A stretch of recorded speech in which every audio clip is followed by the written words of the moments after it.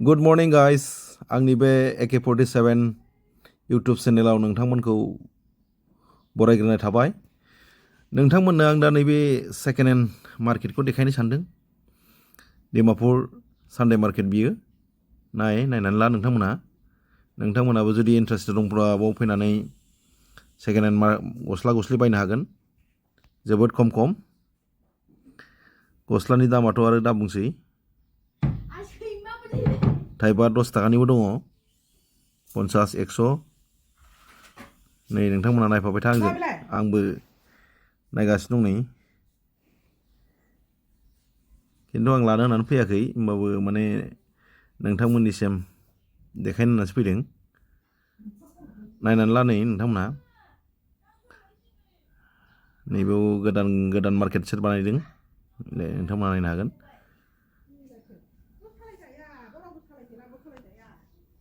नायनानै ला नोंथांमोना नै बायग्राफ्रा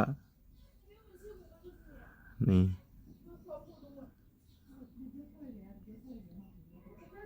बहुद मोजां मोनो मोननायाथ' कटबो मोनगोन नै कट लंपेन्ट आरो हिन्जावफोरनि माला बांसिन थायो सिख्लाफोरनि नै सक्स बेखौ नायनानै लाबानो जाबाय। सक्सआथ' जोबोद दाम थाइबाफोरनिबो मोनो थाइबा 10 थाखा बेफोरबायदिनो मोनो। दखानखौबो दासो खुलिहांदों गाइस नै ट्रिपाल खोंगासिनो दं माबा खोंगासिनो दं दासो माने सोरबा जाथ्रायानो जायाखै खोमा अपेनिं बानायनो दासो खुलिदों। नै मा नांगौ मोनजोबगोन बाव खिन्थु गारि सारि लाखिनो एसे उसुबिदा नै गस्लाफ्रा दाथ' फुंखाय मानसिया एसे खम जादों दा बेलासिबा नै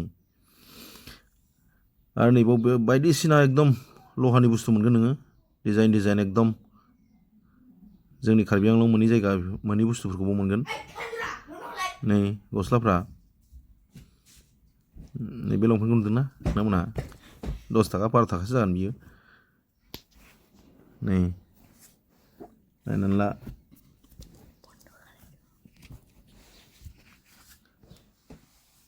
दा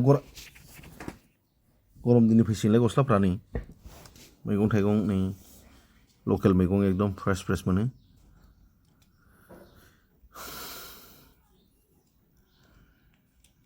नै लाव मैगं माबा मैगं बहुद फ्रेस मैगं मोनो नै संख्रि बानलु दोननोबा नोंथांमोना बेखौ लांफैनो हागोन।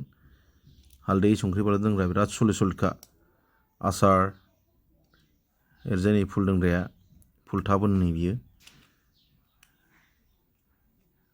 नायनानै ला नोंथांमोना डिमापुर सानडे मार्केटखौ नैबावबो दं सेकेन्ड हेन्ड मार्केटआ जोबोद गिदिर नागा हिन्जावफ्रासो बांसिन बायोलै लोगोफोर।